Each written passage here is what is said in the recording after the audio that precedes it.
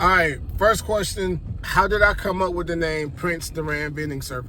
So for anyone who's seen my earlier videos, you guys know that the business name that we had, me and my former business partner, was To Go Snacks LLC. And to be honest with you, that was actually a pretty dope name. My former business partner, he came up with that name, and I was like, yeah, that sounds pretty dope. We can roll with that. But one thing that I learned, especially being an entrepreneur, is that whenever you come up with a name for a business, for the most part, we want to come up with a name that says exactly what we do. And there's nothing wrong with that. But what I've also learned is that sometimes based on your name, outside perception can see that it restricts you. So what I mean by that is, with the name like To Go Snacks, if we're in the vending machine business, right, people are going to look at, oh, we only do snacks. We only do snacks and drinks. Drinks should get you thrown in there because you can't eat a bag of chips without something to wash it down with, right? When it comes to vending machines, there's so much more stuff that you can do, right? There's pizza, there's ice cream, there's Lego blocks, there's books, there's socks, there's lashes, all that type of stuff, right? So when I wanted to come up with my name, I wanted to do something that was all encompassing, which is why I came up with the vending services at the end. Now, the Prince Doran, that's the fun part, so to speak. Before I came to that name, I went through a host of different names. I decided that I wanted to do something that was personal, something that was unique to myself. So when it comes to Prince is my high school nickname, okay? Doran is my middle name. The crazy thing is, as a kid, I hated both names. I did not give myself my nickname. It was given to me by one of my football coaches, and me and my father have the same first name, so he got called obviously Vince, and I got called by my middle name. But then my family didn't even call me by my full middle name. They called me by half of my middle name, which is Rand.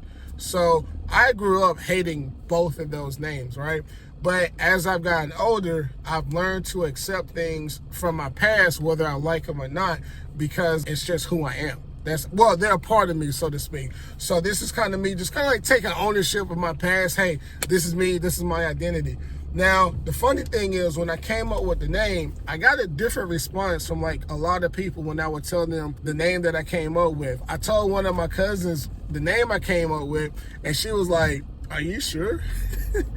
Are you sure you want to do that?"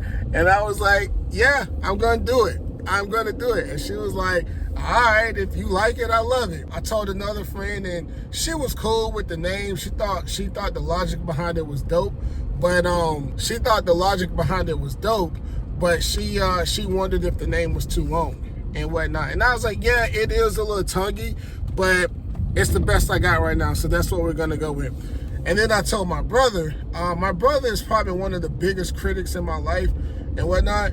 And when I told him about it, I expected him to be like, "Nah, that's not it." But to my surprise, he was like, "Nah, that's it. That's it. Yeah, that's gonna be nice." And essentially, that's just how I came up with it. Now, the colors are red, black, and gold. Long story short, to keep this video under 5 minutes, I came up with the colors, but it's because they're the same colors as the African American heritage flag. That's where I got the color scheme first. And if you know about the flag, you know about the history behind it. And if you don't, you can go look it up and learn the history behind it. I came up with the shield. I wanted it to be a little bit regal because of the Prince. The shield plays off of the Prince, the whole royalty thing. And that's essentially it. So I'm there in 5 minutes. I'm going to leave it there, and I'll see you guys next time, all right? Okay, real quick, wanted to come back and add something else about my logo. So I put my logo on a couple of shirts, but I was disappointed in the final product, okay? I searched maybe 10 or 15 different websites trying to find a site that can put my logo on my shirt as my logo is, and I could not find one for the life of me. So I went on ahead and I got some ordered with this logo right here. This is the logo that's on all of my shirts. Now, it's not a bad logo, but it's just not my logo in totality. However, literally just last night, I just randomly went on the internet and just typed in embroidery shirt order maker, something like that. And I was able to find a website that I think will be able to put my logo on these shirts in entirety. So typically what happens once you put in the order, they'll email you a couple of days later and they'll say, hey, this is our mock-up. Does this work for you? And then you approve it or disapprove it, or you edit it. Another thing, the shirts that I have now, the company that made these shirts, or actually no company, was able to put the logo on the back of the shirt. This company, I think that, they allowed me to put my logo on the back of the shirt how I want it. So we'll see. I think the order says I'm supposed to get it by October the 30th. Today is the 13th, so 2 weeks. And we'll see what happens, all right?